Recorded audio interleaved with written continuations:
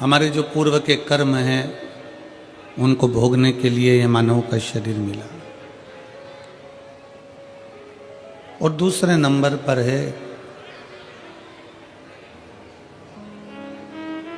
कि फिर वापिस मृत्यु लोक में हमारा जन्म ना हो। हाँ, अगर आप में से कोई चाहता है, मेरठ का कोई व्यक्ति सोचे कि मेरे को तो वापिस जन्म लेना है, तो बात दूसरी है, अपनी अपनी चॉइस है। ये तो आपके मन की दशा है।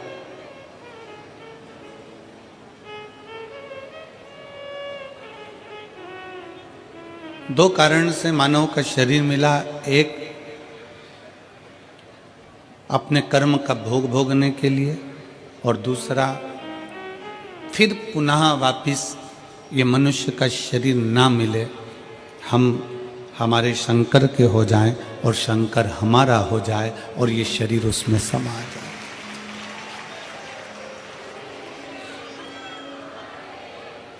भारत की भूमि के कई संत ऐसे हुए जिनका शरीर नहीं मिला, जिनकी बॉडी नहीं मिली, जिनका अंतिम संस्कार नहीं हुआ।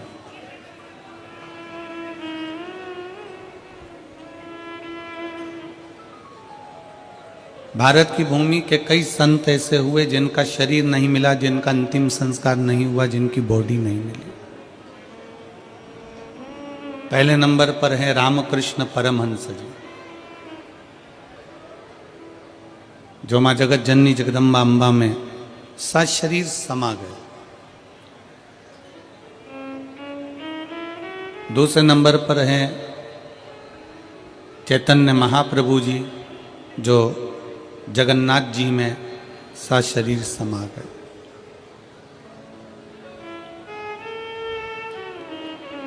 तीसरे नंबर पर है संत तुकाराम जी, जो सशरीर हरि विठ्ठल में समा गए।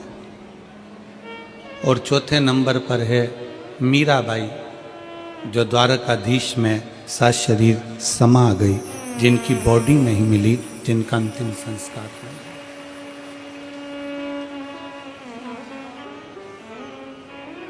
जिनकी बॉडी नहीं मिली है, जिनका अंतिम संस्कार नहीं हुआ।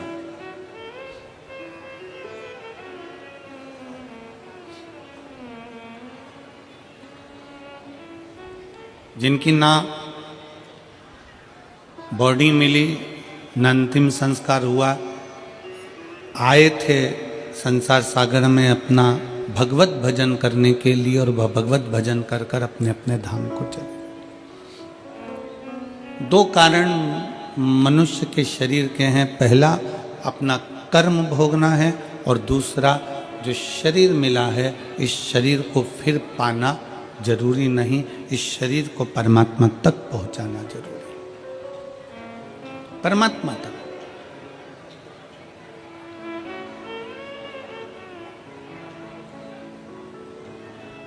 आज 16 दिसंबर है, आद्रा का नक्षत्र है।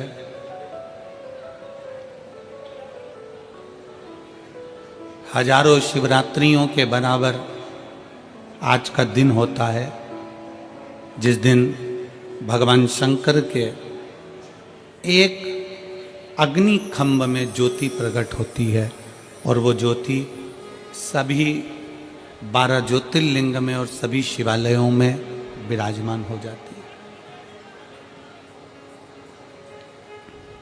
मेरठ के इस पवित्र प्रांगण में विराजमान सभी शिव भक्तों को हम बहुत बहुत बधाई देते हैं भगवान शंकर के प्रागट्य की, शिव के प्रागट्य। और संपूर्ण देशवासियों को, संपूर्ण विश्व में विराजमान शंकर के भक्तों को, शिव भक्तों को बहुत बहुत साधुवाद।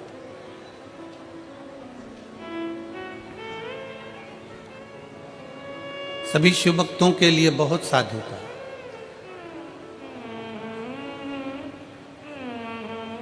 आज ही के दिन की कथा कहती है कि जिंदगी में अगर कोई रोग लग गया है, जिंदगी में अगर कोई तकलीफ आ गई है, जिंदगी में अगर कोई दुख आकर खड़ा हो गया है, कोई शरीर में ऐसा रोग आ गया कि डॉक्टर भी इलाज कर रहे हैं पर दवाई भी शरीर को नहीं लग रही है।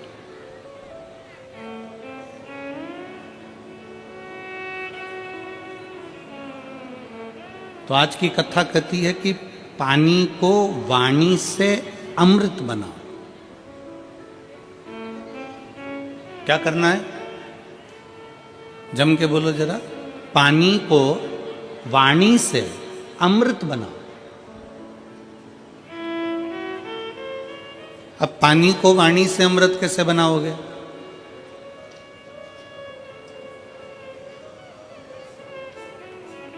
और ऐसा कोई व्यक्ति नहीं है यहां पर बैठा हुआ जो पानी से वाणी के माध्यम से पानी को अमृत ना बना। आज आदरा की कथा कहती है,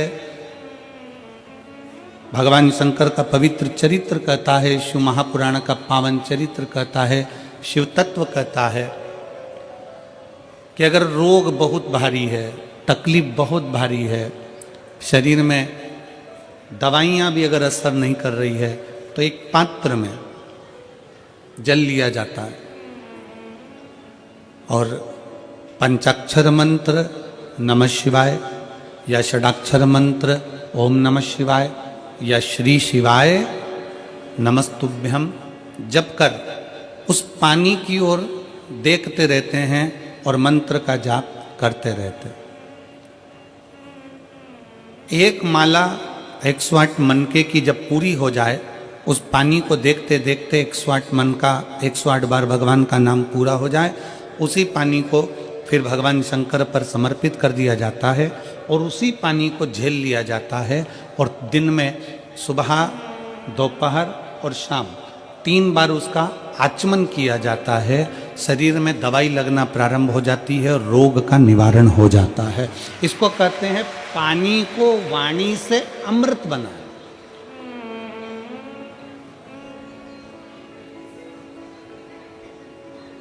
इसको पानी से वाणी को एक पत्र है।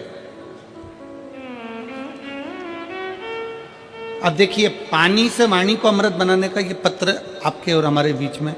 मेरा नाम पूनम, पति का नाम संजय कुमार है। मैं रोहता है कि रोहता रोड बाईपास शाहपुर जैनपुर मेरठ की निवासी हूँ। कहीं बैठी हो तो हाथ हिला सकती हैं। अगर कहीं बैठी हो तो हाथ हिला सकती हैं। मेरा नाम पूनम, पति का नाम संजय कुमार है। आप पत्र को एलईडी पर पढ़ सकते हो।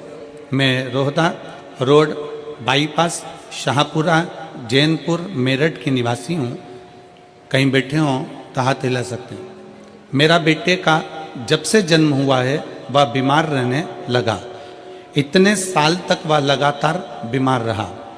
ना उसने बोलना शुरू किया और ना ही उसके शरीर में कोई भी ग्रोथ हुआ। मैंने बहुत डॉक्टरों का इलाज कराया, बस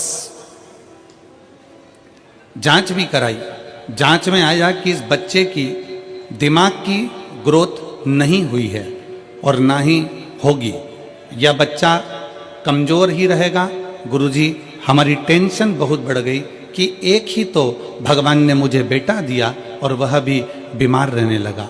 इलाज कराते कराते 2 साल 4 साल भी पूरे हो गए, पर मेरे बेटे में कोई भी बदलाव नहीं दिखा। ना वो बोलता, ना वो शरीर के माध्यम से चलता। डॉक्टर को बताते, सभी जगह हम लेकर जाते। फिर गुरुजी, एक आंटी ने हमें बताया कि तुम इतना इलाज करा रही हो, एक बार मेरे कहने से शिवजी पर जल चढ़ाओ और जल अपने बेटे को पिलाओ। आस्था चैनल पर कथा आती है, सियोर वाला महाराज प्रदीप मिश्रा कथा करता, उसे सुनो, जो उपाय बताए उसको करने का प्रयास करो, विश्वास को मजबूत बना लेना। बस इतना याद रखो कि अपने भरोसे को, विश्वास को पूर्ण करो। शिवजी पर जल चढ़ाना शुरू किया। शंकर पर जल चढ़ाना, पानी को वाणी से अमृत बनाइए। शिव तत्व का नाम लेकर श्री शिवाय नमस्तुभ्यम कहकर शिवलिंग पर जल चढ़ाती और वही जल लाकर अपने बच्चे को पिलाना प्रारंभ करा। 5 साल तक मेरा बेटा ना बोला, ना उसका दिमाग काम करा, ना चलने फिरने में आश्रित रहा। पर बाबा ने ऐसी कृपा कर दी कि पशुपतिनाथ का व्रत किया, बेटे को लाकर जल देना चालू करा, 6वां वर्ष चालू हुआ और बाबा की कृपा से अब मेरे बेटे ने धीरे धीरे सभी कुछ बोलना प्रारंभ कर दिया। आज गुरुजी मेरा बेटा स्कूल भी जाता है, ट्यूशन भी जाता है, सब कुछ बोलता भी लगा है और उसके दिमाग का भी ग्रोथ शुरू हो गया है, उसका स्वास्थ्य भी पूरी तरह से ठीक है। अब मेरा बच्चा किसी डॉक्टर को भी अब दवाई की जरूरत नहीं है, वह बिल्कुल ठीक है। गुरुजी आपने समस्त समाज को, शिव भक्तों को अलग जगाई। तो ये शिव भक्ति पानी को वाणी के माध्यम से अमृत बनाना। अगर कहीं बैठे हों तो एक बेलपत्र लेने के लिए आ सकते हैं और बच्चा आया हो साथ में तो उसको भी ला सकते हैं। पानी को वाणी से अमृत बनाइए। सबसे सुंदर तरीका, सबसे सरल तरीका। और ये आपको भी बोलना है कि आप अमृत कैसे बना सकते हो। बीमारी है, तकलीफ है, बच्चा चिड़चिड़ा हो गया, माइंड काम नहीं कर रहा है, शरीर में रोग भरते चले जा रहा है, कटोरी में जल ले लो, पात्र में जल ले लो और पंचाक्षर मंत्र नमः शिवाय या षडाक्षर मंत्र ओम नमः शिवाय या श्री शिवाय नमस्तुभ्यम, जितनी देर आप जप करें उतनी देर तक उस जल पर आपकी दृष्टि पड़ना चाहिए, उस जल पर आपकी दृष्टि पड़े। जितनी देर तक आप जप रहे हैं, श्री शिवाय नमस्तुभ्यम कर रहे हैं, उतनी देर तक जल पर आपकी दृष्टि पड़े और फिर वही जल भगवान शंकर को समर्पित करें और वो जल लाकर सुबह दोपहर शाम 3 बार उसका पान करें। 3 बार क्यों?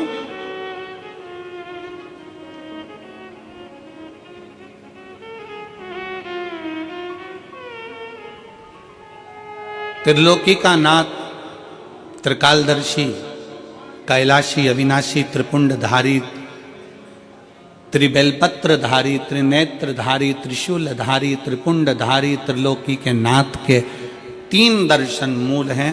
प्रातः का दर्शन जो हमें हमारे जीवन की सतमार्ग बताता है, मंगल मार्ग की ओर लेकर जाता है। दोपहर का दर्शन हमारे जीवन में हमें उलझनों से बाहर निकाल देता है और शाम का दर्शन हमें चैन की नींद सोना सिखा देता है और आनंद में रहना सिखा देता है।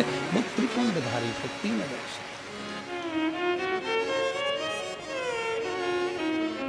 वो कहते हैं ना कि गरीब तो इतना हूं, गरीब तो इतना हूं कि एक गधा भी नहीं खरीद सकता। गरीब तो इतना हूं कि एक गधा भी नहीं खरीद सकता और अमीर तो इतना हूं कि रात को शंकर के भरोसे घोड़े बेच कर सोता हूं। शंकर के भरोसे घोड़े बेच कर सोता हूं। गरीब इतना है कि गधा भी ना खरीद पावे और अमीर इतना है कि जब सोता है चैन की नींद मेरे शंकर के भरोसे होकर घोड़े बेच कर सोता है। ऐसे घुर्राटे भर कर सोता है जैसे इतना बड़ा काम करके आया है, सारी जमीन जायदाद का सौदा कर कर आया, 4 फैक्ट्री का मालिक है, 8-10 दुकान चल रही है और मालूम पड़े सवेरे उठता है फिर अपने काम में लग जाता है। बस समझ लो जिंदगी का सबसे सुखी व्यक्ति वही है जिसके कमरे में नींद की गोली नहीं है।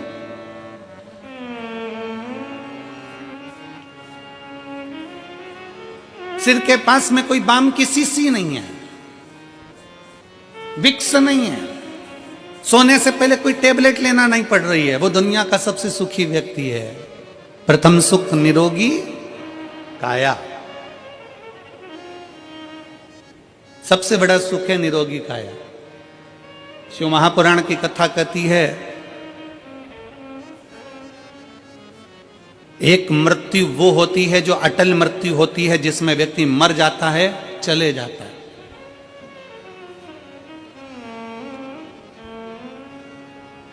जन्म से लेकर मरने तक के बीच में व्यक्ति 100 बार और मरने की कतार पर आ जाता है। कितनी बार? जम के बोलो जरा, कितनी बार पास में आ रहा है मृत्यु के? 100 बार।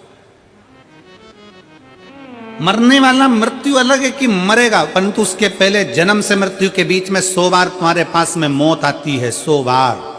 कहीं बीमार पड़ गए, एक्सीडेंट हो गया, कहीं कोई कार्य हो गया, कहीं दिमाग खराब हो गया, कहीं मानसिक टेंशन बढ़ गया, कहीं डिप्रेशन में पहुंच गए, कहीं किसी ने कुछ कह दिया, कहीं कुछ हो गया। 100 बार मौत मृत्यु तुम्हारे नजदीक में आती है।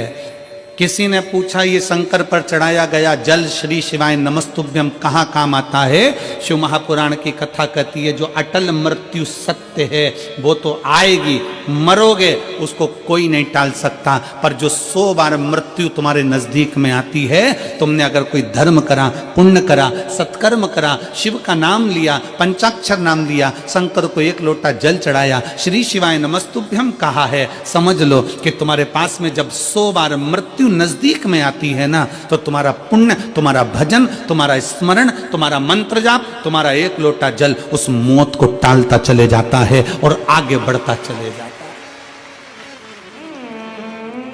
अटल मृत्यु तो सत्य है, वो तो आना है, पर उसके पहले भी 100 बार मृत्यु आती है। कहीं बीमार पड़ गए, एक्सीडेंट हो गया, कुछ हो गया, कुछ हो गया, बार बार मौत करीब में आती चली जाती है, बार बार मृत्यु करीब में आती चली जाती। पर उस मृत्यु को तुम भगवान की भक्ति से, तुम भगवान के भजन से, तुम अपने स्मरण से टाल रहे हो, तुम मंत्र जाप से उसको टाल रहे हो।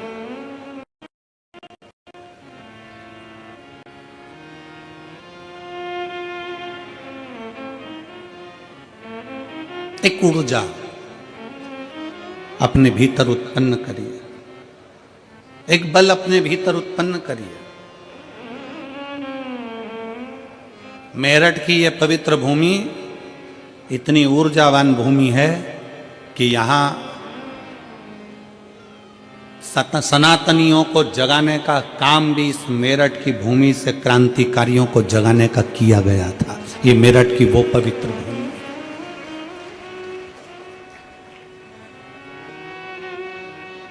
और कहां से जागे थे? शंकर के दरवाजे से, ओगड़नाथ जी के दरवाजे से।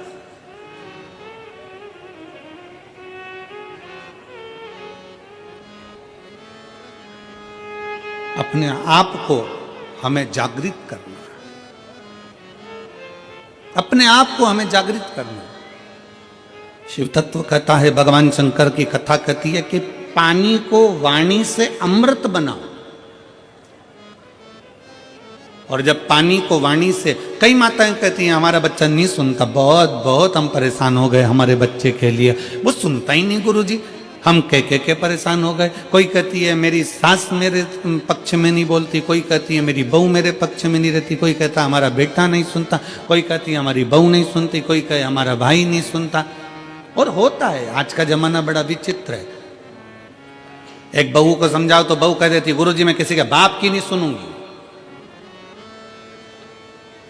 और बूढ़ी बूढ़ी माताओं को समझाओ तो माताएं कह देती है ये कल की आई मैं इसकी सुनूंगी। पिताजी को समझाओ तो वो कह देता है हमारी औलाद की सुन के चलेंगे, जाओ उधर।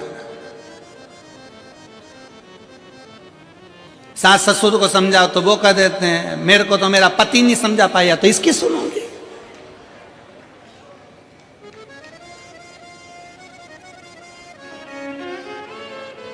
कोई किसी के सुनने को तैयार नहीं है। कौन सुनेगा? सीओर वाला गुरुजी कौन सुनेगा? घर में तुम रह रहे हो, परिवार में तुम रह रहे हो, कुटुंब में तुम रह रहे हो, सबके साथ तुम रह रहे हो, तो सुनना भी तुमको पड़ेगा। बस इतना अंदाजा लगाओ कि कोई किसी को ना सुनो, पानी को वाणी से अमृत बनाओ, अमृत बनाकर शंकर को चढ़ाकर वही जल लाकर मटके में हंडे में डाल दो, सब पिएंगे, अपने आप उनके भी भीतर निर्मलता का भाव जागृत हो जाएगा, शिव तत्व आ जाएगा।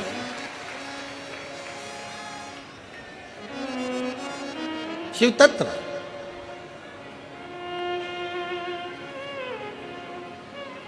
सीहोर का रुद्राक्ष है आप लोगों के पास में? कौन कौन लेकर आए हो? जरा हाथ उठाओ तो जरा, सबके पास में रखो रखो रखो। कुबेरेश्वर धाम का रुद्राक्ष क्या करता है? उसका एक ही काम है, पानी को अमृत बनाने का प्रयास करता है। काशी में रिसर्च चला कि ऐसा रुद्राक्ष में क्या है जिसको तांबे के कलश में गलाया गया और शंकर जी पे चढ़ाया गया और उस पानी को पिया तो उससे बल उत्पन्न हो गया, बीपी, शुगर, थायराइड जैसी बीमारियां ठीक होने लगी। क्या है ऐसा?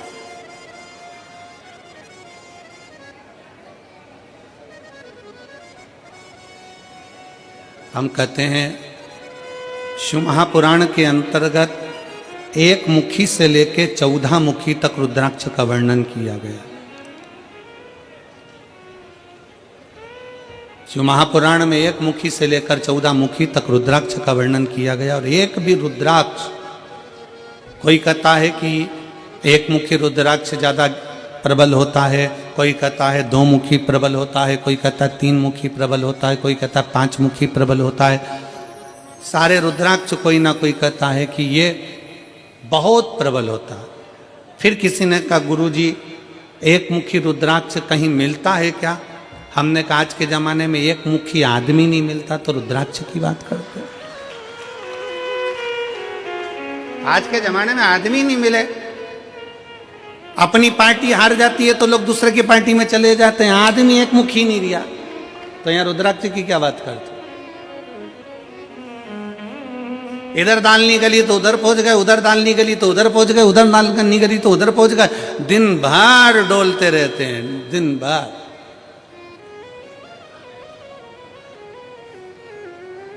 फिर किसी ने पूछा गुरुजी रुद्राक्ष कौन सा असर करेगा, कौन सा रुद्राक्ष असर करेगा? हम कौन सा रुद्राक्ष पहने जो हमारे शरीर पर असर करे? कौन सा रुद्राक्ष हमें पहनना चाहिए कि हमारे शरीर पर असर करे? हम निवेदन करेंगे रुद्राक्ष पहनो मत पहनो, पर मीठी वाणी का रुद्राक्ष अपनी जिह्वा पर रख लो, वो इतना असर करेगा कि सबको अपना बना ले, सबको अपना। वाणी ऐसी बोलिए जो मन का, जम के बोलो जरा, वाणी ऐसी बोलिए जो मन का आपा खोए। पर आज के जमाने में वाणी ऐसी बोलिए जो जम के झगड़ा होए, पर उससे मत बोलिए जो तुमसे तगड़ा होए। आज के जमाने में सबसे मूल है आपकी वाणी। वाणी की श्रेष्ठता हो तो समझ लो कि पूरी दुनिया तुम्हारी है, और वाणी की श्रेष्ठता नहीं तो दुनिया तुम्हारी अपने भी है। एक सास के पास में अंगूठी भी है, एक सास के पास में चेन भी है, एक सास के पास में जेवर भी है, एक सास के पास में दुनिया की प्रॉपर्टी भी है, एक ससुर जी के पास में सब कुछ है। सास ससुर के पास में प्रॉपर्टी है, जमीन है, बंगला है, गाड़ी है, पैसा है, धेला है, सब कुछ है। और मान लो उसकी वाणी अच्छी नहीं हो तो घर में 4 बेटे, 5 बेटे, 3 बहुएं, 4 बहुएं, 5 बहुएं, कोई उसका होगा? जम के बोलो जरा, नहीं। और अगर आपके पास में कुछ भी नहीं है, आपके पास में ना प्रॉपर्टी है, ना गाड़ी है, ना बंगला है, ना जमीन है, ना जायदाद, कुछ भी नहीं, और उसके बाद अगर आपके पास में मीठी वाणी है ना, बस मीठे शब्द है ना, तो पड़ोसी भी आकर तुम्हारी गुलामी कर कर चले जाएगा, पड़ोसी भी आएगा तो तुम्हारी सेवा कर कर चले जाएगा। बुढ़ापे का परम आभूषण है, बुढ़ापे का परम आभूषण है आपकी मीठी वाणी।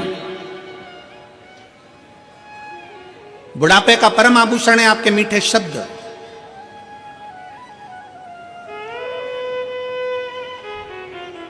जब माता रानी के दर्शन करने के लिए वैष्णो देवी की सीढ़ियों पर चढ़ते हैं तो बड़े प्रेम से कहते हैं, प्रेम से बोलो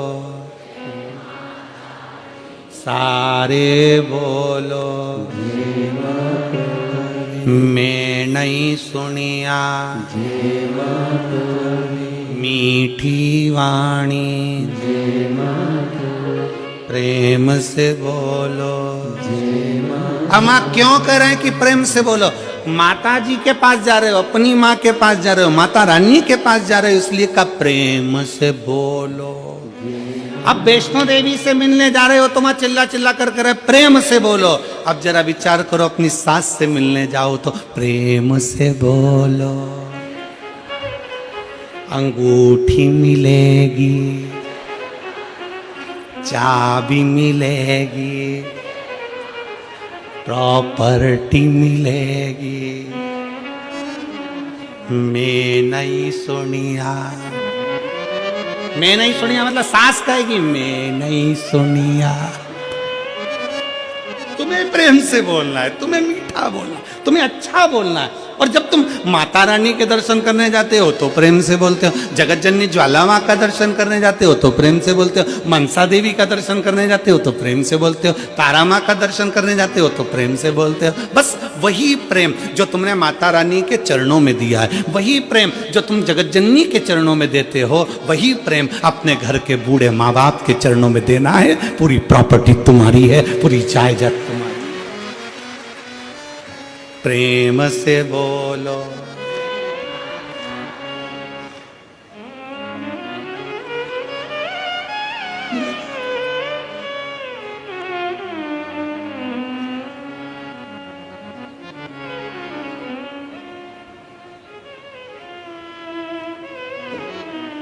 बस एक मीठी वाणी,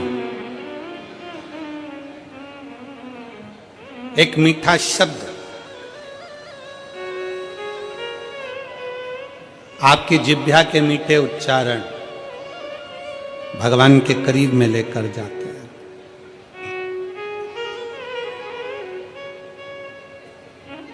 पानी को वाणी से अमृत बनाना सीखो। लोग कहते हैं गुरुजी कौन सा रुद्राक्ष? ठीक है, शिव महापुराण में 1 मुखी से लेकर 14 मुखी तक रुद्राक्ष का वर्णन है। स्कंद पुराण के अंतर्गत 1 मुखी से लेकर 21 मुखी तक रुद्राक्ष का वर्णन है। लिंग पुराण में रुद्राक्ष की महत्वता है। ये रुद्राक्ष कौन सा हमारे लिए अच्छा होगा, कौन सा रुद्राक्ष पहनना चाहिए, कौन सा रुद्राक्ष धारण करना चाहिए, शिव महापुराण की कथा कहती है जो भी रुद्राक्ष उत्पन्न हुआ वो भगवान के नेत्र अश्रु से उत्पन्न हुआ।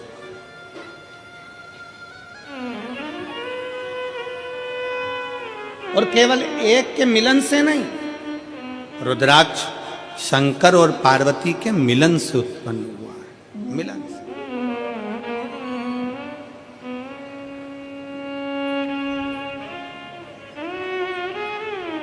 मेरे ओघड़नाथ, मेरे भोलेनाथ, मेरे शंकर, मेरे त्रिकालदर्शी, कैलाशी, अविनाशी। एलईडियां चालू करवाइए पीछे की एलईडी, पीछे की एलईडियां चालू करवाइए। मेरे ओघड़नाथ, मेरे त्रिकालदर्शी, मेरे कैलाशी, मेरे अविनाशी, मेरे शिव।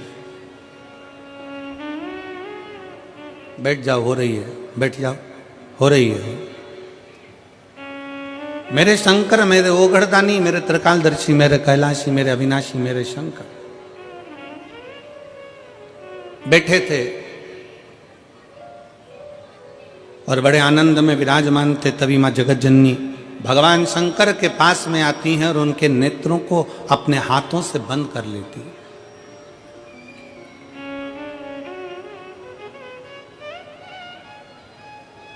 मां जगत जननी ने अपने हाथों से भगवान शंकर के नेत्रों को बंद किया और नेत्र को बंद करने पर भगवान शंकर के नयन से जो अश्रु गिरा, उस अश्रु से रुद्राक्ष की उत्पत्ति है।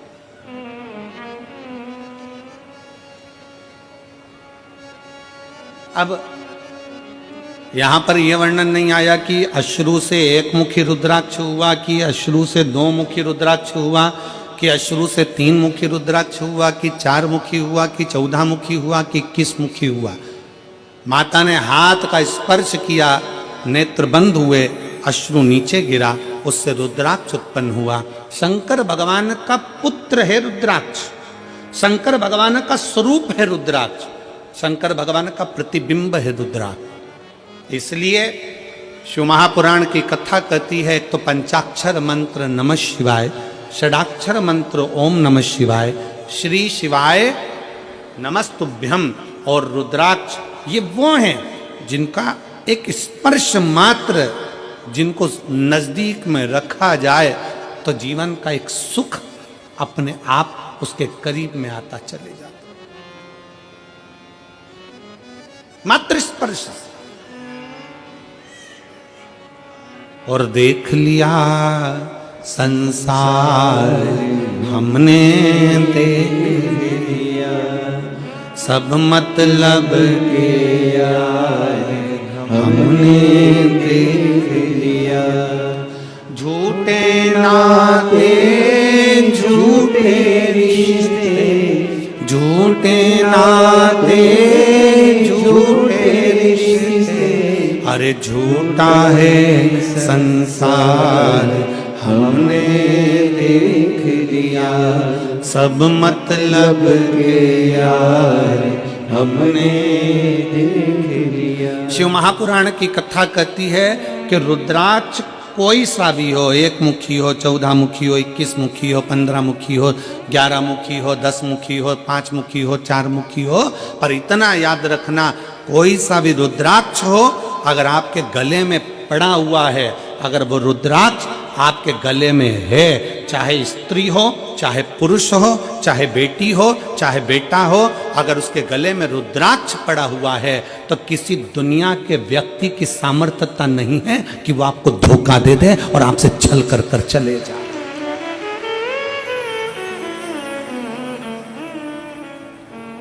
किसी की सामर्थ्यता नहीं है कि वो आपके साथ में छल कर जाकर, रुद्राक्ष है।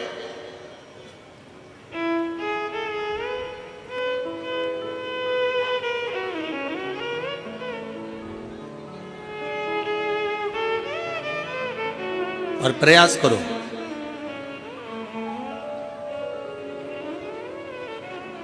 जितना समय मिलता है ना उतना समय अपने बच्चों को संस्कार देने में भी लगाया करो। थोड़ा थोड़ा समय, थोड़ा समय। तन, मन और धन, ये 3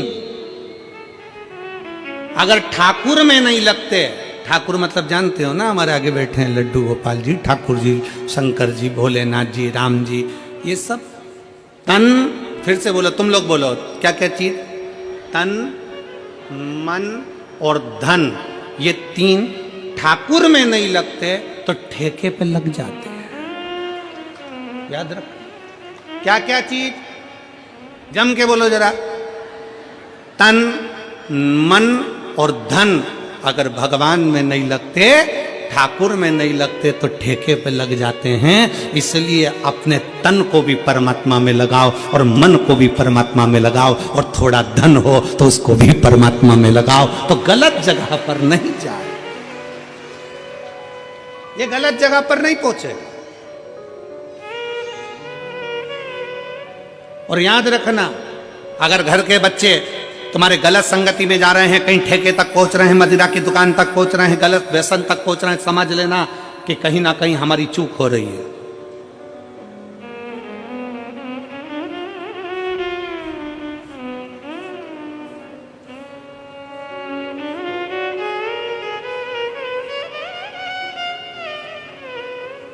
कहीं ना कहीं हमारी चूक हो रही है।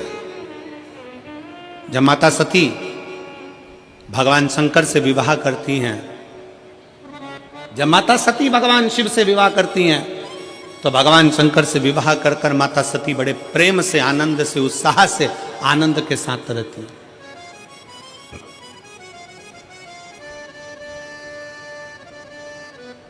बड़ी उमंगता में माता सती रहती हैं, बड़ी उमंगता।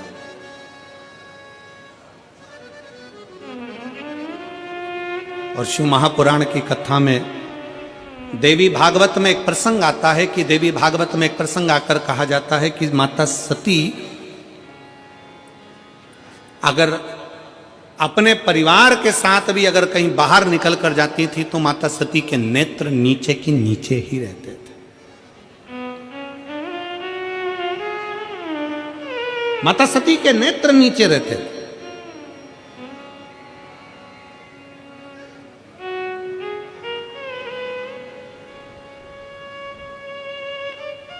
होना चाहिए।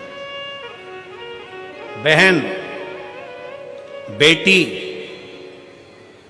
और पत्नी के नेत्र अगर झुके रहते हैं,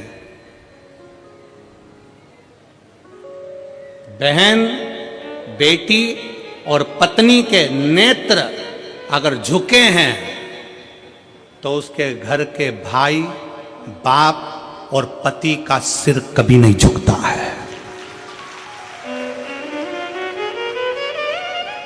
अगर बहन, बेटी और मां, पत्नी के नेत्र झुके हुए हैं, बाजार में निकल कर जा रहे हो, सभा में जा रहे हो, आपके नेत्र अगर झुके हुए हैं, बहन के नेत्र नीचे हैं, बेटी का नेत्र नीचे है, पत्नी का नेत्र नीचे है, तो उस घर के भाई को, उस घर के पिता को और उस घर के पति को कभी माथा नीचा नहीं करना पड़ता, छाती तान कर चलता है। उसको मालूम है मेरी बहन है, उसको मालूम है मेरी बेटी है, उसको मालूम है मेरा परिवार है, आ जाओ, उसको मालूम है कि ये मेरे अपने हैं।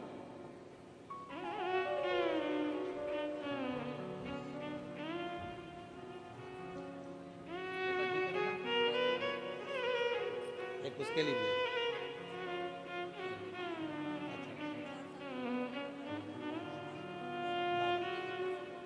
वाणी वाणी सब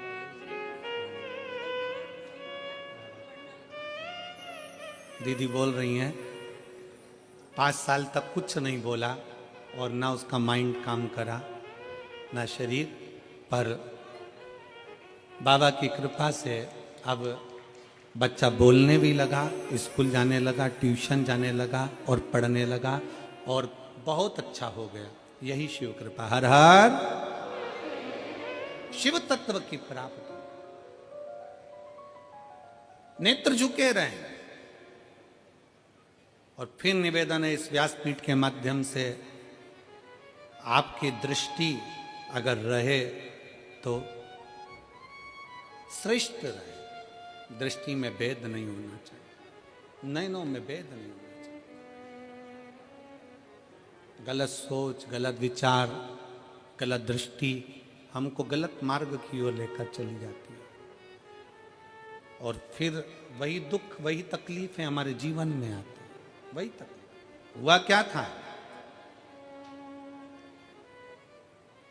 बिंदु और चंचुला की कथा कल अपन ने श्रवण करी और भगवान ईश्वर जी और गौरा जी उनकी कथा के यजमान बने, शंकर पार्वती उनकी कथा के यजमान बने। किसकी गलती थी? बिंदुक ब्राह्मण था, चोरी नहीं करता था। बिंदुक ब्राह्मण था, छल नहीं करता था। बिंदुक ब्राह्मण था, बेईमानी नहीं करता था। केवल चंचुला देवी ऐसी आई और वो चंचुला देवी ने कहा कि तुम्हारे घर में मैं विवाह कर आई हूं, क्या है ये? तुम्हारे घर में कुछ भी नहीं, तुम्हारे घर में वैभव नहीं, तुम्हारे घर में धन नहीं। पति को उसने चोरी में लगा दिया, कहीं से भी लाओ, कहीं से भी लाओ, पर लाओ, मुझे चाहिए। पति चोरी नहीं करता था, बिंदुक चोरी नहीं करता था। कभी कभी अपने मन में विचार लाइएगा कि बिंदुक जब चोरी करता था, बेकार काम करता था, गलत काम करता था, तो उसके लिए शंकर भगवान जजमान बनने की क्या जरूरत थी? शिव जी को जजमान बनने की क्या जरूरत थी? शंकर जी को कथा सुनने की क्या जरूरत थी? उसकी मुक्ति के लिए शंकर जी ने क्यों प्रयास किया? क्योंकि बिंदुक चोर नहीं था, बिंदुक छली नहीं था, बिंदुक ब्राह्मण होकर भी प्रपंच नहीं करा। पर पत्नी चंचुला ऐसी आई और उस चंचुला ने कह दिया, तुम्हारे यहाँ धन नहीं है, तुम्हारे यहाँ वैभव नहीं है, तुम्हारे यहाँ दौलत नहीं है, जाओ कहीं से भी लाओ। बिंदुक ने कहा मैं ब्राह्मण हूं और सुन, मेरी आय इतनी नहीं है, मैं इतना नहीं कमा सकता। तो पत्नी ने कह दिया चोरी करो ना। पर दुनिया के लोगों को यह नहीं मालूम, चोरी करने वाला हमेशा चोट्टा की चोट्टा ही रहता है। चोट्टे का कभी प्रमोशन नहीं होता। जिसका धन चले गया, उसकी अगर चेन गई, सामान गया, तो ये तो है कि बाबा उसको कहीं से कम आज नहीं तो कल, महीने 2 महीने में 3 महीने में उसको वापिस बड़ा मंगलसूत्र, वापिस बड़ी चेन भोलेनाथ उसको दिला देगा। पर चोट्टे का प्रमोशन नहीं होगा, चोट्टा चोट्टा ही रहेगा। और तुम खुद देख लो कितने चोट्टे, कितना सामान चोरते। और आप लोगों से हम बार बार व्यासपीठ से कहते हैं, बार बार निवेदन करते हैं, जितनी कथा होती है हर कथा में कहते हैं अपनी चेन, कीमती सामान, मंगलसूत्र, अपने मोबाइल, कीमती कीमती सामान, डायमंड, हीरा, सोना, चांदी, सब अपने घर छोड़कर आओ, क्योंकि जो डायमंड से बड़ा डायमंड है मेरा शंकर ओगड़दानी त्रिकालदर्शी कैलाशी, उसकी कथा सुनने के लिए जा रहे। अपना जेवर अपने घर, दो चीजें अपने घर में रखो कथा में आने से पहले, एक जेवर दूसरा तेवर। तुम कितने बड़े भी कुछ भी हो, अपने घर के हो, यहां तेवर भी मत दिखाओ कथा में आने के बाद। तुम मुझे जानते नहीं हो, फोन लगाता हूं, अब भी आगे बैठने की व्यवस्था करवाता हूं, तो जेवर और तेवर दोनों घर रखिए। शिव महापुराण की कथा में ना जेवर की जरूरत है, और जम के बोल दो जरा, ना तेवर की जरूरत है। तुम्हारी पहचान होगी किसी से भी, हमारी पहचान तो उससे है जो शमशान में रहता है, सीधा, उससे सीधी पहचान है।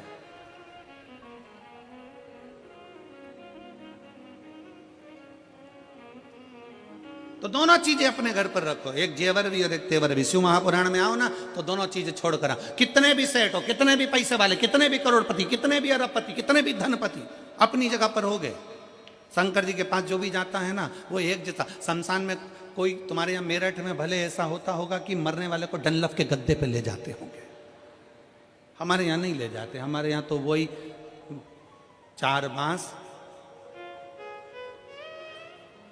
40 कंडे, 4 कंधे, उत्ते में राम नाम सत्य, सफेद और लाल कपड़ा ओढ़ा दिया, ले गए।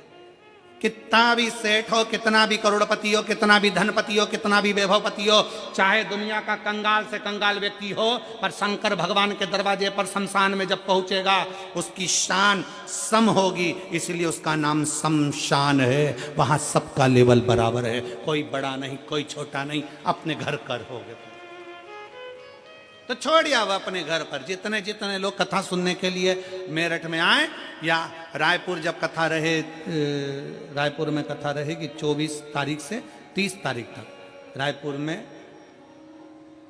पुराना धमतरी रोड, सेज बहार, रायपुर।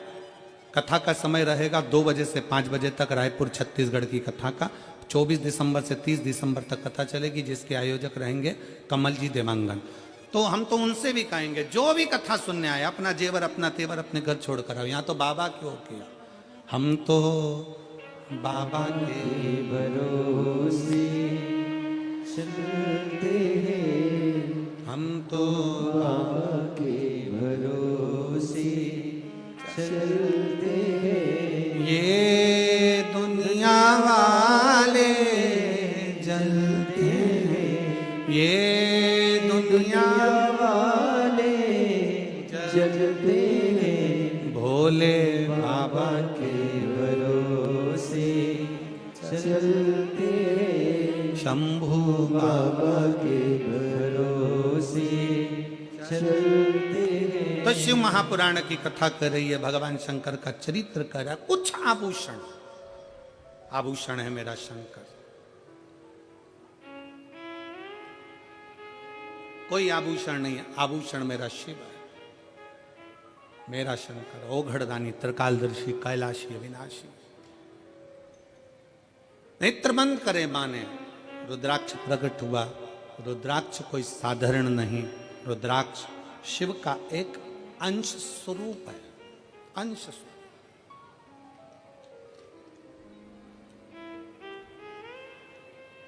हमारे मार्ग को सुलभ बनाने का काम करता है रुद्राक्ष। सुलभ बनाने, इसलिए प्रयास करें कि तन मन और धन काहे में लगाएं, जम के बोलो जरा, ठाकुर में लगाएं, भगवान में लगाएं, शिव में लगाएं, भक्ति में लगाएं। अगर ये तन भी अगर नहीं लगा तो एक दिन ये भी बेकार हो जाएगा, और मन और धन ये भी अपने अपनी मंजिल तक नहीं पहुंच पाए।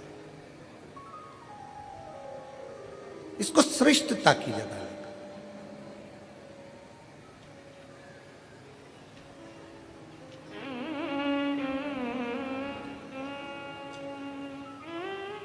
दक्ष प्रजापति ने जब माता सती का विवाह करा था भगवान शंकर के साथ में,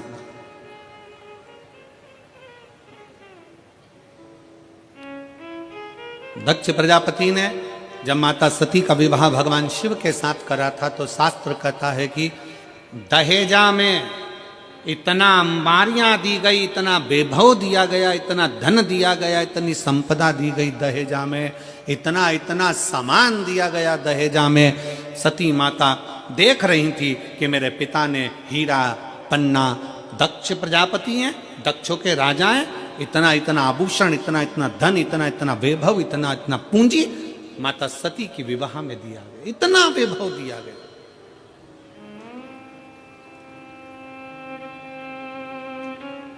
और शिव महापुराण की कथा कहती है वो सतयुग था जिसमें सती माता के कन्यादान में इतना सारा आभूषण दिया गया था, इतना सारा धन दिया गया था।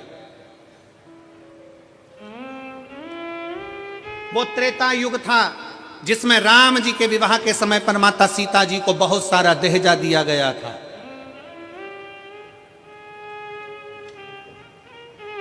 वो द्वापर होगा जिसमें भगवान कृष्ण के मंगल विवाह में दहेज दिया गया होगा।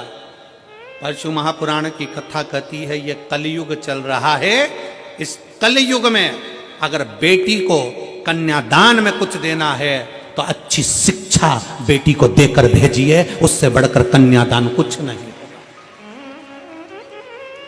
बेटी को अच्छी शिक्षा देकर भेजिए, बेटी को अच्छा विद्वान बनाकर भेजिए, उच्च शिक्षा, अच्छा अध्ययन कराइए, अच्छे कॉलेज में, अच्छे स्कूल में बच्चों को पढ़ाइए, अपनी बेटी को अच्छा पढ़ाकर अच्छी विद्वत्ता देकर भेजिए।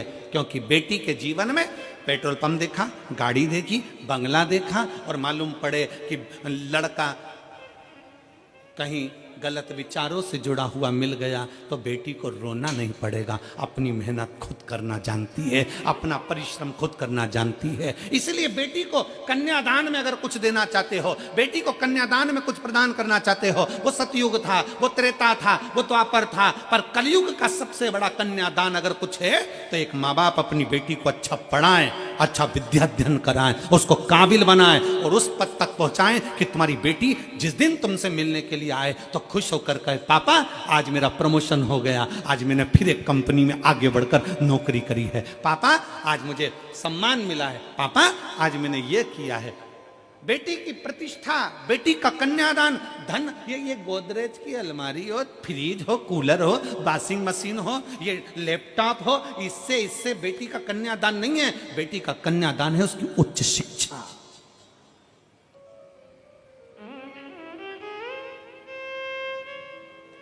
बेटी का कन्यादान है उसकी अच्छी पढ़ाई।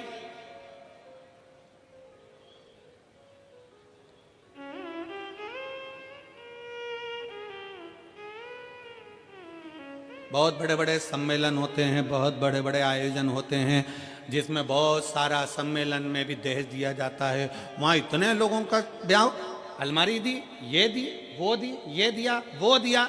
शिव महापुराण की कथा कहती है ये तो सब पुराना डिजाइन है। अगर सबसे अच्छा कन्यादान है तो आप आज के जमाने में सनातन धर्म की बेटियों को सनातनी बनाने का प्रयास कर दो और उच्च शिक्षा का प्रयास कर दो, उससे बढ़कर कोई कन्यादान नहीं, उससे बढ़कर कोई कन्यादान नहीं। और फिर कथा में आई है माता सती के विवाह में कन्यादान में ढेर सारा आभूषण, रतन, माणिक, मोती, सोना, चांदी, हीरा, पन्ना, अंबर, पीतांबर, गाड़ी, बंगला सब दिया गया। फिर माता पार्वती जी का विवाह हुआ तो कन्यादान में कुछ नहीं दिया गया। क्यों? क्योंकि हिमालय राज की बेटी माता पार्वती भगवान शंकर की भक्ति में लीन थी। हिमालय राज ने देख लिया कि मेरी बेटी ने अच्छी शिक्षा ग्रहण कर ली है, अच्छा विद्याध्ययन ग्रहण कर लिया है, तो मेरी बेटी को अभी दहेज के समान की नहीं, मेरी बेटी तो खुद संस्कारित है। जिस घर में जाएगी वहां बंगला बना देगी, जिस घर में जाएगी वहां आभूषण ले आएगी, जिस घर में जाएगी वहां अंबर पीतांबर हो जाएंगे। और हम वही सोच लेकर बैठे।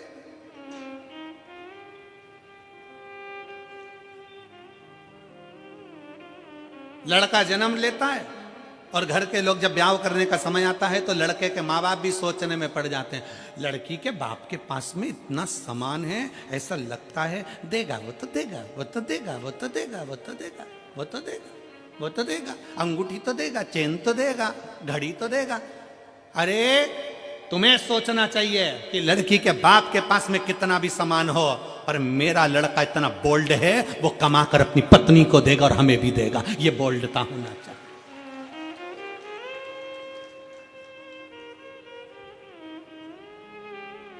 पर हम सोच हमारी लेकर बैठे हैं। इस कलिकाल में रहने के बाद भी हमारी सोच हम छोटी सी लेकर बैठे हैं। शंकर भगवान माता पार्वती जी के साथ ब्याह करे, हिमालय राज ने हाथ जोड़कर पूछ लिया, मैं हिमालय राज हूं, हिमालयों का राजा हूं, बताओ शंकर भगवान तुम्हारे कन्यादान में पार्वती जी के क्या क्या दिया जाए। ये सारा महल, सारा नगर, सारी दौलत, सारी संपदा तुम्हारी है भोलेनाथ, क्योंकि तुम मेरे दामाद हो, तुम मेरे जमाई हो। बताओ तुमको क्या दिया जाए कन्यादान में। पार्वती जी के कन्यादान में क्या दिया जाए। शंकर जी जानते थे मेरा ब्याह सती से हुआ था तो कन्यादान में बहुत मिला था, कन्यादान में बहुत मिला था, पर सती के अंदर अहंकार भी बहुत आ गया था, क्योंकि मेरे पिता ने दिया, मेरे बाप ने दिया, ये मेरा है। और वो सती माता जलकर भस्म हो गई तो शंकर भगवान ने कह दिया कन्यादान में कुछ मत देना, बस पार्वती दे दो, उसमें अगर संस्कार होंगे तो ये दौलत लंकापति रावण को सोने की लंका देने वाला भी अपने लिए महल बना सकता है। क्या करूं कन्यादान का। माता सती को बार बार शंकर भगवान समझाते थे, हे सती अभिमान नहीं करना, हे सती अहंकार मत करना, पर सती कुंभज बाबा के आश्रम में कथा श्रवण करने के लिए गए, माता सती के अंदर अहंकार उत्पन्न हो गया। सती जी को लगा ये कथा वाचने वाला, ये कथा कहने वाला जब मुझको प्रणाम कर रहे हैं,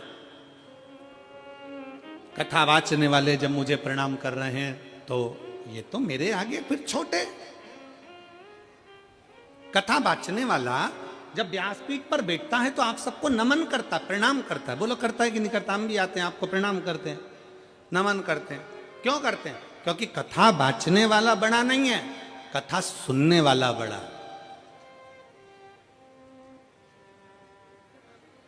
कथा वाचने वाला कभी बड़ा नहीं हो सकता, कथा सुनने वाला बड़ा। और वैसे भी सुनने वाले जितने हैं वो सब जमीन पर बैठते हैं। जमीन पर बैठते हैं तो जिनके पास जमीन होती है लोग उनको जमींदार कहते हैं। तो तुम सब जमींदार हो। कथा वाचने वाला तो चार पाए की चौकी पर बैठा है, जमीन पर बैठे तो जमींदार, चौकी पर बैठे तो चौकीदार। अब तुम जमींदार हो, तुम्हारी मर्जी पड़ी तो बैठे, नहीं तो उठ के चल दिए। तुम जमींदार हो, तुम्हारा मन पड़ा तो पानी की बोतल निकाली, पी गए। जमींदार हो तुम, तो जमीन पे बैठे हो बड़े आनंद से। जमींदार हो, तुम्हारा मन पड़ा तो चाय कूड़ ली, निपटा लिया। जमींदार हो तुम तो जेब में से निकाल के मल भी लेते हो। जमींदार हो, थोड़ी देर में भजन आएगा तो फटकी भी लगा लोगे। और जैसे ही महाराज जी बोलेंगे हारा, तुम तो जमींदार। जमींदार तो कुछ भी कर सकता, बेचारा चौकीदार फंसा ना, जो हाथ जोड़ के बैठा, चौकीदार फंसा। उसको तो पूरी 3 घंटे की ड्यूटी देना है, और पूरी 3 घंटे की ड्यूटी देने के बाद फिर हाथ पैर सीधे करना है। तुम्हारा मन, तुम तो मर्जी पड़ जाए तो कथा सुनते सुनते, और मन पड़ जाए तो फिर मोबाइल निकाल के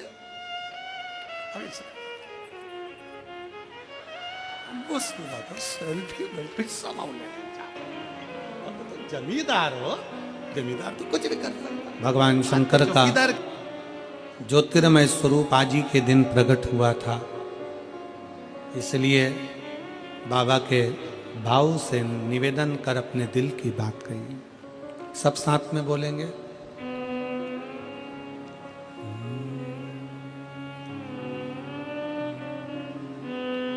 श्री शिवाय नमस्तुभ्यं। श्री शिवाय नमस्तुभ्यं।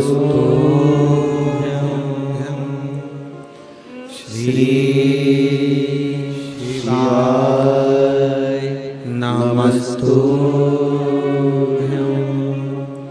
श्री शिवाय नमस्तुभ्यं।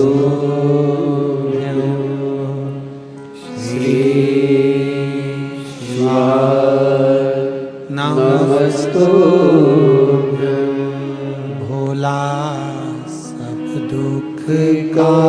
काटो मारा, भोला सब दुख काटो मारा। शिव शंकर जपूं तेरी माला, भोले बाबा जपूं तेरी माला, भोला सब दुख काटो मारा, ओ भोला सब दुख काटो मारा। वेश है मंगल मंगलकारी, वेश है मंगल मंगलकारी। शमशान निवासी हमारा, शमशान निवासी हमारा, ओ भोला सब दुख काटो मारा, ओ भोला सब दुख काटो मारा।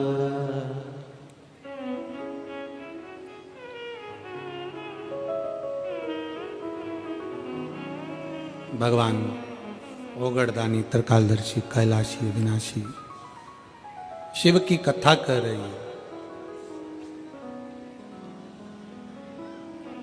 सती माता के विवाह में बहुत सारा दहेजा दिया गया, पर पार्वती माता के दहेजा नहीं। अच्छा संस्कार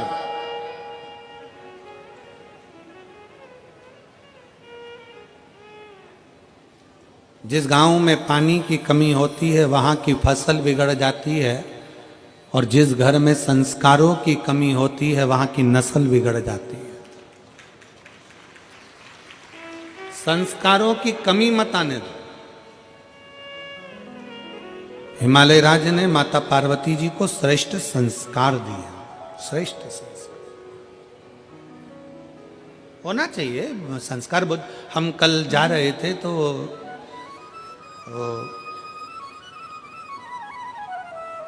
संदीप गोयल जी के बेटे शिवम हमारे साथ में थे।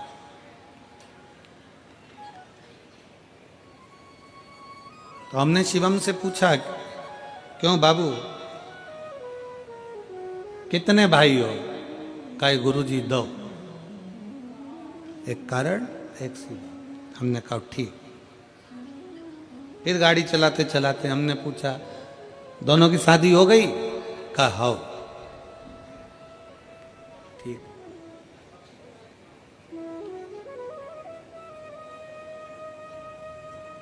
हमने कहा दोनों बहुएं? तो कहा हाँ गुरुजी दोनों बहुएं हैं। हमने कहा पढ़ी लिखी हैं सब?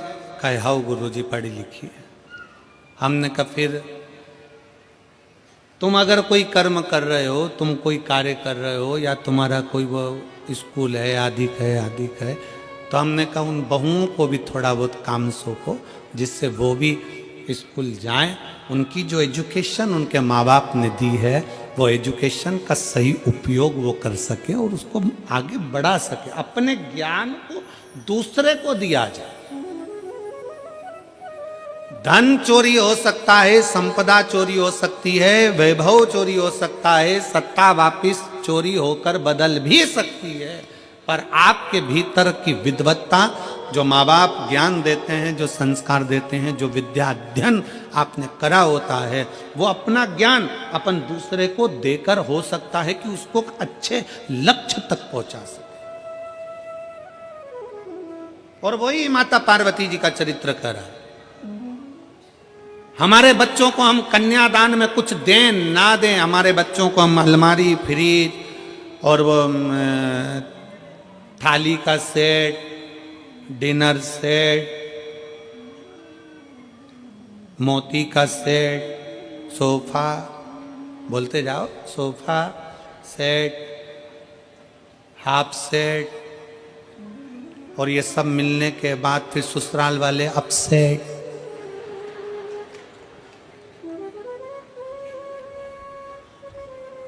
ये सेठ देने से अच्छा है अपने बच्चों की विद्या पर ध्यान दिया जाए, शिक्षा पर ध्यान दिया जाए। शिक्षा पर बहुत जरूरी है। मेरे शंकर भगवान की धर्मपत्नी माता पार्वती, शास्त्र कहता है मां ब्रह्मा जी की धर्मपत्नी माता सरस्वती स्वयं सामने आकर खड़ी हो जाती थी और पार्वती मैया सम्मुख में आकर जब शब्दों का उच्चारण करना प्रारंभ करती थी तो माता सरस्वती भी स्थिर होकर देखती थी।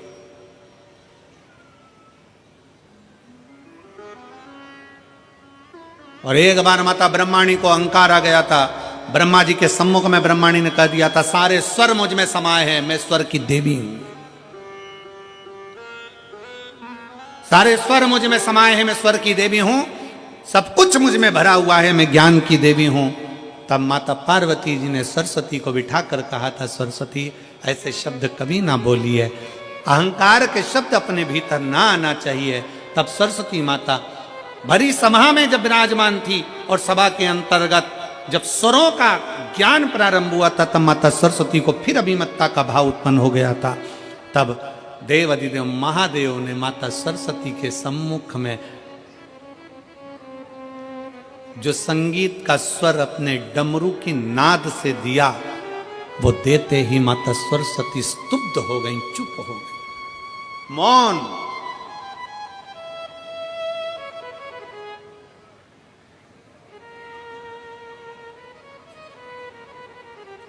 सरस्वती माता मौन हो जाती हैं, एकदम चुप, स्तुप्त। और आज भी मेरे शंकर भगवान को अगर संगीत का कहीं क्रम होता है, नृत्य का कहीं क्रम होता है, तो सबसे ज्यादा किसकी मूर्ति रखाती है? नटराज की।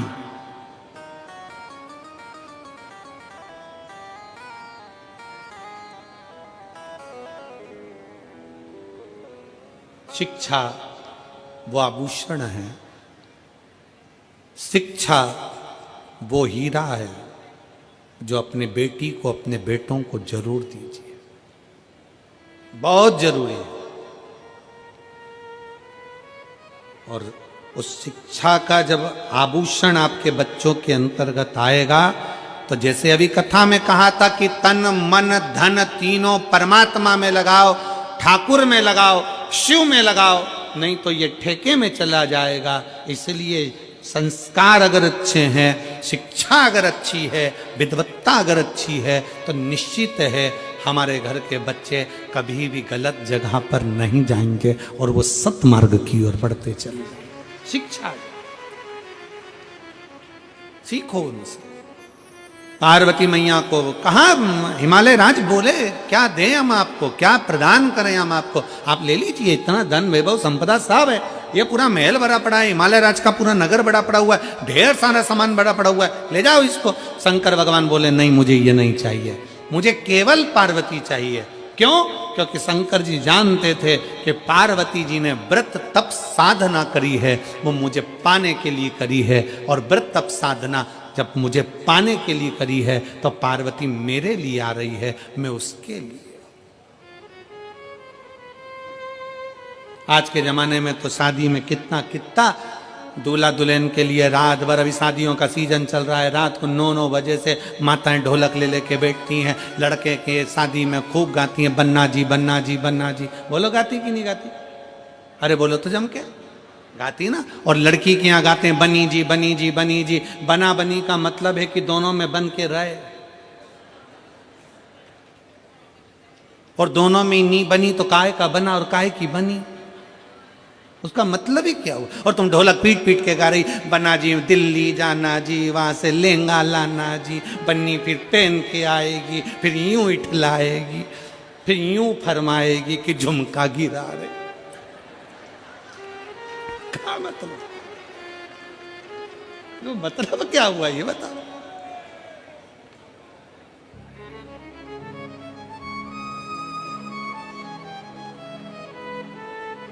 अरे महाराज,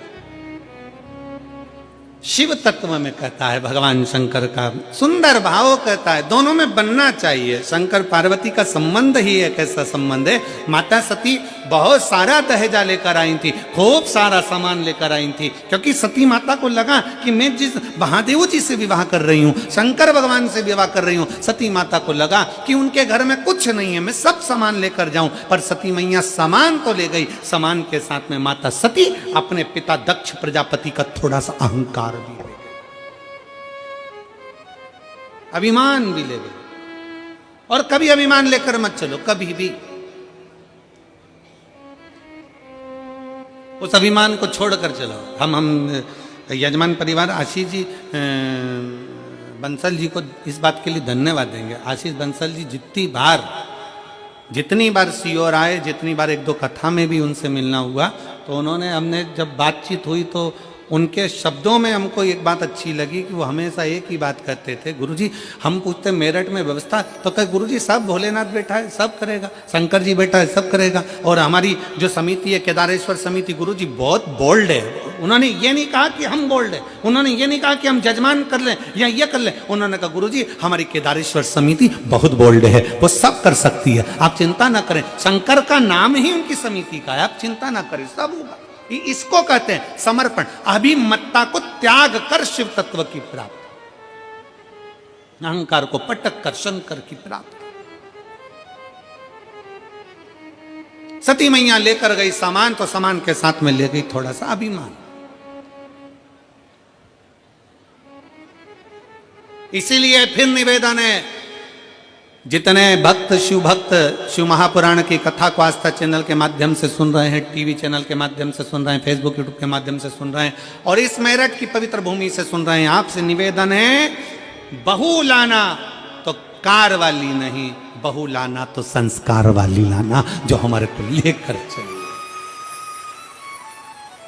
हो सकता है कार के साथ थोड़ा सा अहंकार आ जाए,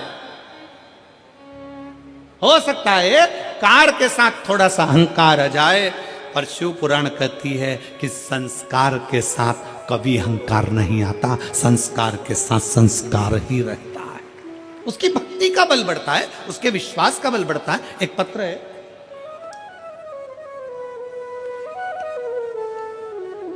अब बजाऊं कि गाऊं,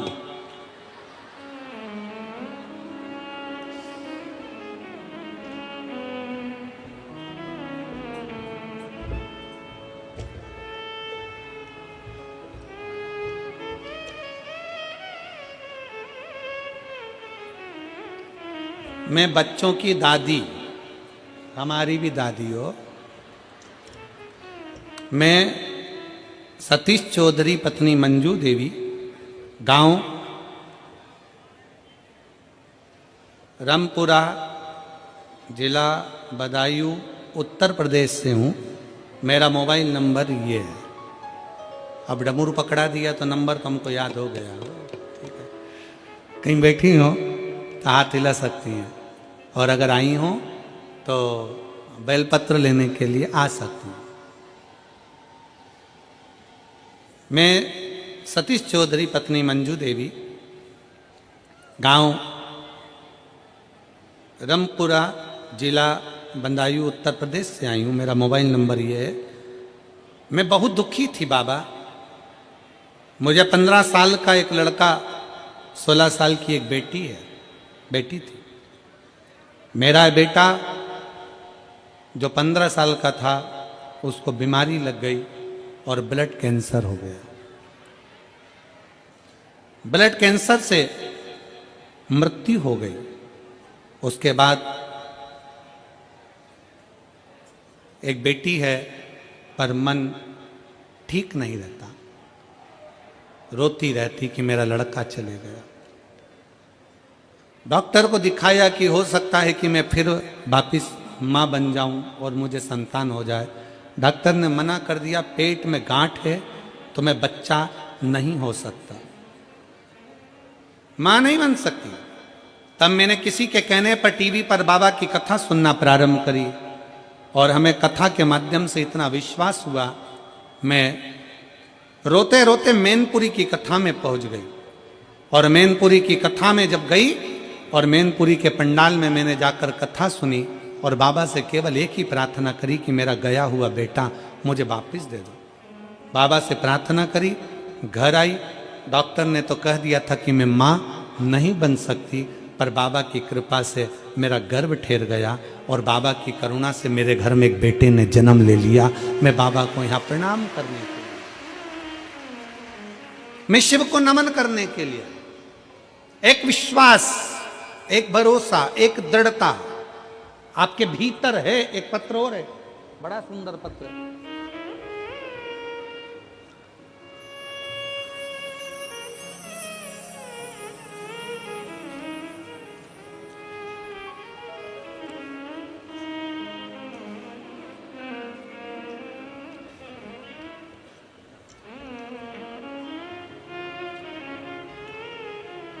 मैं ज्योति अंकुर शर्मा, जिला सहारनपुर से आई हूँ। कहीं बैठी हो तो हाथ हिला सकती हैं, अगर कहीं बैठी हो तो हाथ हिला सकती हैं और एक बेलपत्र लेने के लिए आ सकती हैं। मैं ज्योति अंकुर शर्मा, जिला सहारनपुर से आई हूँ। एक लोटे जल का मैं क्या वर्णन करूँ गुरुदेव। हमारा जानवरों की दवाई का, वेट मेडिसिन का अपना व्यापार था। कोरोना महामारी के दौरान व्यापार बंद हो गया। उसके बाद हमसे नौकरी लगवाने के नाम पर एक आदमी ने पैसे ले लिए और भाग गया। बहुत कष्ट में थे, कर्जे में आ गए, चारों तरफ से अंधेरा छा गया, किसी भी अपने ने साथ नहीं दिया।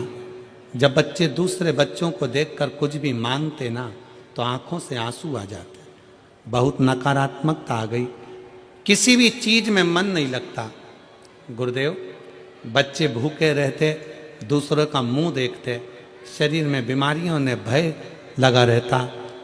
तब फिर मेरी मम्मी ने आपकी कथा के बारे में बताया और हमने टीवी पर आपकी कथा सुनना प्रारंभ करी। जनवरी 2024 में मेरे पति के मामा जी सीहोर से कंकर शंकर लेकर आए और मेरे पति रोजाना 1 लोटा जल शिवजी को चढ़ाते। हमने शिवरात्रि पर पार्थिव शिवलिंग का निर्माण भी किया, ऑनलाइन अभिषेक किया और बाबा की बेलपत्र को रख लिया। बाबा से बस प्रार्थना करी और बाबा ने सुनी। 3 महीने भी नहीं हुए गुरुदेव, सारा कर्जा मेरे बाबा ने उतार दिया। अब हम किसी भी चीज की कोई कमी नहीं है, सारा भय समाप्त हो गया। जब से बाबा ने हमारा हाथ पकड़ा है, अब हम बाबा के भरोसे हैं राह दिखाने के लिए। बहुत बहुत धन्यवाद। और लाइन अच्छी लिखी है, उसका स्मरण आप और हम करें। भोले बाबा तेरी नौकरी सबसे बढ़िया है, सबसे खरी, तेरे दरवाजे की चाकरी सबसे बढ़िया है, सबसे खरी। एक शिव पर आश्रित हो, हम शंकर पर आश्रित, हम शंकर पर भरोसा कर। क्या देगा, कैसे देगा, कब देगा, ये वही जान सकता, ये वही जानेगा। हम नहीं जान सकते कि कौन क्या दे रहा है, कैसा दे रहा है, ये उसके ऊपर निर्भर करता है, उसके ऊपर निर्भर करता है। आप जिस आस से, जिस विश्वास से बाबा की कथा को श्रवण कर रहे हो, जिस लगनता से भगवान की कथा सुन रहे हो, मेरा बाबा उसी लगनता से देता।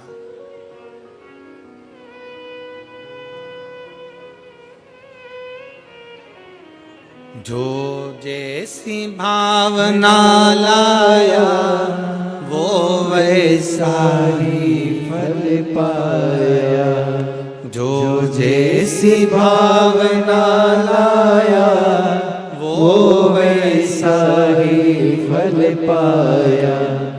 नहीं खाली उसे लौटाया वो मन ही मन हर्षाया, और कर दिया माला माल काशी वाले ने, लुटा दिया भंडार काशी वाले ने।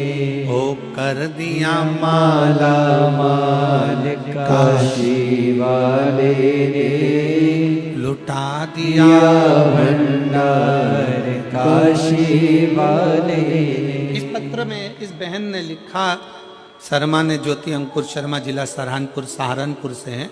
उन्होंने पत्र में एक लाइन लिखी है, गुरुदेव मेरे बच्चे दूसरे को कुछ खाते पीते देखते उनका मुंह उतर जाता, सही वस्त्र पहनने के लिए भी नहीं थे, तो खाने की तो बात, कपड़े तक कुछ ना हो, हालत बहुत खराब थी। तब कुबेरेश्वर धाम के उस कुबेर भंडारी को याद किया और बाबा की कृपा से एक लोटा जल सारी समस्या का, फिर वो कुबेरेश्वर बाबा संभाल, इसमें कोई दूसरा नहीं, कोई दूसरा देव ही नहीं सकता। किसकी सामर्थ्यता है?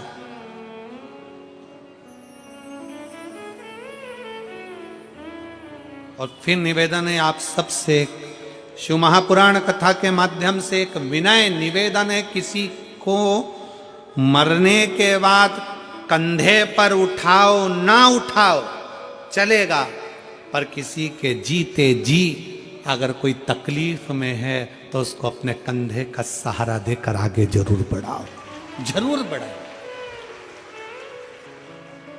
आप उठाएं ना उठाएं, किसी के मरने के बाद आप उसे कंधे पर लें ना लें, पर उसके जीते जी वो तकलीफ में, कष्ट में है, बहुत बहुत तकलीफ में है, प्रयास करो उसको लेकर आगे बढ़ने का प्रयास करो, बढ़ो, प्रयास करो। एक पत्र है,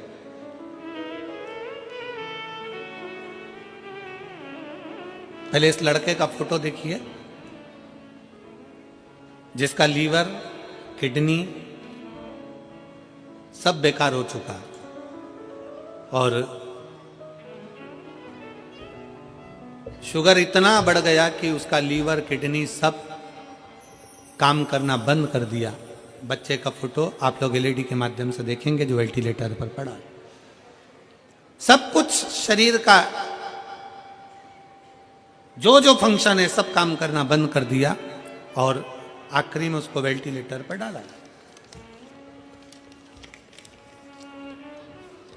कविता भाटी, पति का नाम ललित भाटी, हरियाणा, जिला पलवल, फूल विहार कॉलोनी, भूर सिंह मंदिर से हूं। मेरा फोन नंबर, मोबाइल नंबर यह है।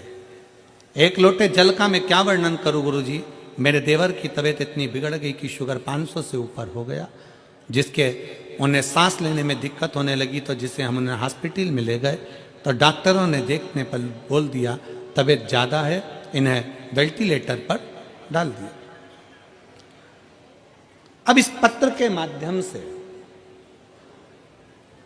आपके विश्वास को देखना है, आपके भरोसे को देखना है कि आपकी दृढ़ता कितनी प्रबल। गुरुदेव शरीर पूरा खराब हो गया, किडनी, लीवर सब बेकार हो गया, वेंटिलेटर पर डाला। आखिरी में डॉक्टर ने कह दिया कि शरीर में इतना इन्फेक्शन है कि इनको डायलिसिस चालू करना है, इनको डायलिसिस करना है और डायलिसिस हो तभी हो सकता है कि आराम लगे। डायलिसिस की बात आ गई। तब आखिरी में किसी ने कथा सुन रखी थी और मंदिर में जाकर एक लोटा जल शिव को चढ़ाकर बेलपत्र लाकर उसके पलंग के पास रखा और जल होठों पर लगाया। बाबा की ऐसी कृपा हुई गुरुदेव, डॉक्टर तो शिव का रूप हैं पर शंकर का चढ़ा जल भी अपना काम करता है। और हमने फिर निवेदन करेंगे, डॉक्टर शिव का एक अंश है।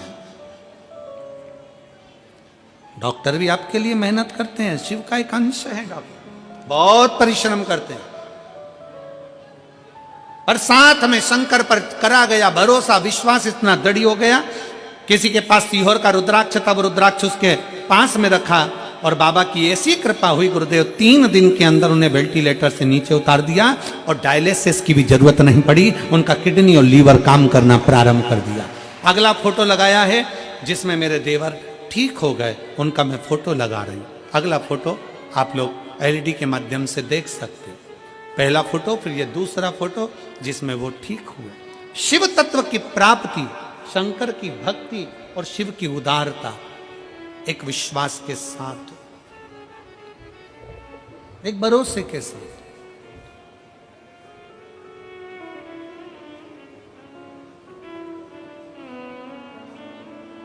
जो जैसी भावना लाया वो वैसा ही फल पाया।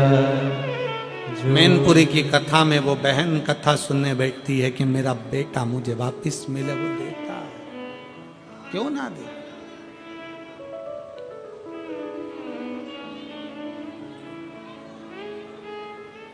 कहीं से आए हैं क्या ये लोग बाबू?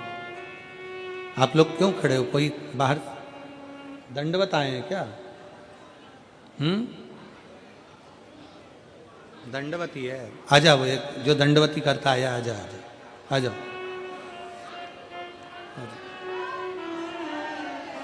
शिव तत्व की प्राप्ति का केंद्र बिंदु है शंकर। शिव महापुराण कथा कहती है, भगवान शंकर का चरित्र कहता है, शिव तत्व कहता है। आपका विश्वास, और फिर कल की कथा में जैसे कहा गया था कि विश्वास एक अपने आप पर, अपनी लगनता पर, अपने कर्म पर पूर्ण भरोसा रखना, और दूसरा मेरे शंकर पर पूर्ण भरोसा, पूर्ण भरोसा, पूर्ण भरोसा शिव पर रखिए।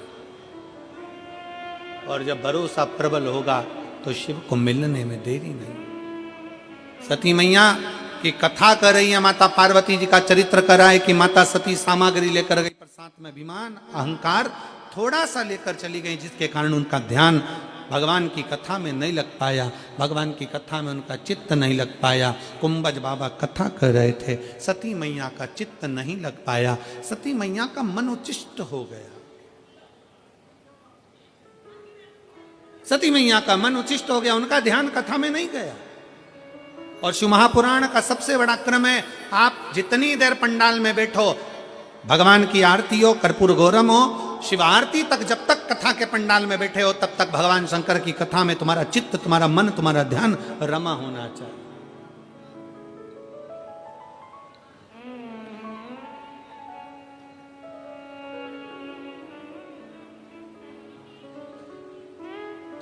जितनी देर कथा में चित्त लगाओगे, शिव की दृष्टि में तुम खुद स्वयं आओ। कथा कर रही है, समय आया, मां सती पहुंच तो गई थी भगवान शंकर के पास में, निवास भी करा था माता सती ने, पर कभी कभी कोई कोई शब्द ऐसे हो जाते हैं जिन शब्दों में अभिमतता नजर आने लगती है, अहंकार।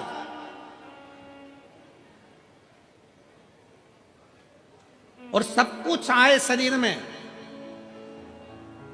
पर कभी अभिमान अपने शरीर में मत आने देना, अपने मन में मत आने देना, अपनी दृष्टि में मत आने देना। अभिमान, अहंकार, अहम अपने भीतर ना आने।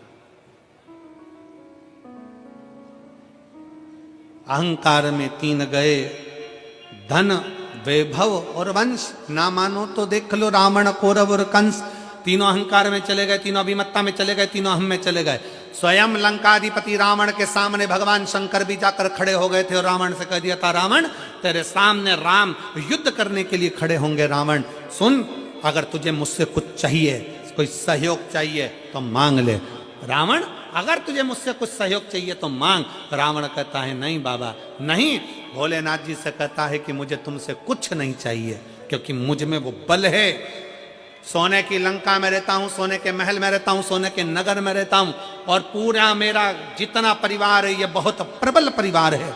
बहुत सारे मेरे नाती पंती, मेरे भाई बंधु हैं, ढेर सारे असुर राक्षस मेरे साथ जुड़े हुए हैं। मुझे कुछ नहीं चाहिए, मुझे नहीं चाहिए। शंकर भगवान तो बोले थे तुझे कुछ चाहिए तो बोल।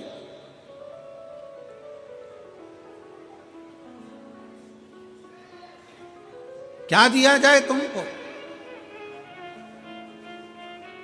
तुम युद्ध करने के लिए जाओगे, तुम्हें अगर कुछ चाहिए हो तो बोलो। पर रावण ने कह दिया कि महाराज मुझे अब कुछ नहीं चाहिए, मेरे पास सोने की लंका है, मुझे अब कुछ नहीं चाहिए, मेरे पास में इतना वैभव है, मुझे अब कुछ नहीं चाहिए, मुझे इतना सब कुछ प्राप्त हो गया, मैं करूंगा तो करूंगा, क्या करूं मैं इसका? मुझे नहीं चाहिए, मुझे ये वैभव, मुझे ये धन कुछ नहीं। और ना भगवान शंकर ने कहा वैभव और धन जाने दे, अगर तुझे युद्ध में राम तेरे सामने होंगे, रावण फिर समझ ले कि राम तेरे सम्मुख में होंगे, अगर युद्ध में कुछ चाहिए हो तो बोल। फिर भी शंकर भगवान के सामने रावण कहता है मैं बड़ा वीर हूं, मैं बड़ा प्रबल हूं, मुझे कुछ नहीं चाहिए, कुछ नहीं, क्या करूंगा मैं लेकर। समझाने का कार्य था भगवान शिव का।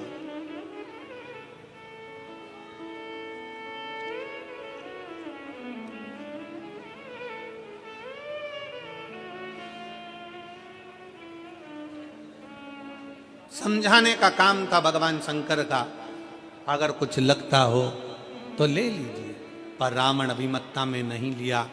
आखिरी में भगवान रावण को देने के बाद में फिर भगवान राम जब पार्थिव शिवलिंग का निर्माण कर रहे थे, और पार्थिव शिवलिंग का निर्माण मेरे भगवान राम करते हैं, निर्माण कर कर सम्मुख में प्रकट करते हैं।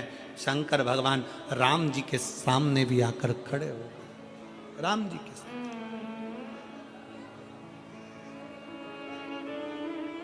फिर आ गए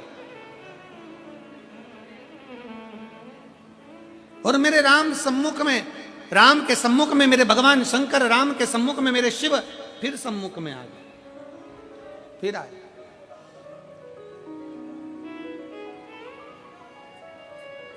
मांगो राम तुम्हें क्या चाहिए, राम तुम्हें क्या चाहिए। भगवान राम से भगवान शंकर करे कुछ मांगना हो तो मांग लो। राम जी कहते हैं बस इतना सा वर मुझे चाहिए, इतनी सी कृपा कर दीजिए, इतनी सी दया कर दीजिए, इतनी सी करुणा कर दीजिए। भोले बाबा सामने युद्ध के मैदान में लंकाधिपति रावण होगा, वो आपका भक्त है। सामने युद्ध के मैदान में, सामने आ जाओ मां,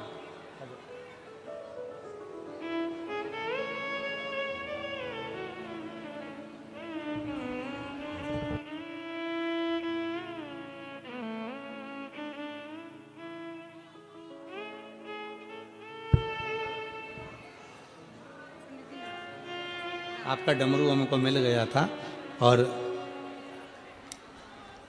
आपके बहुत बहुत साधुवाद है। जो बच्चा ब्लड कैंसर से शांत हुआ था, मैनपुरी की कथा आपकी बहू श्रवण करी और बाबा दिए उसके लिए एक बहू के दादी जी को बधाई हो। शंभू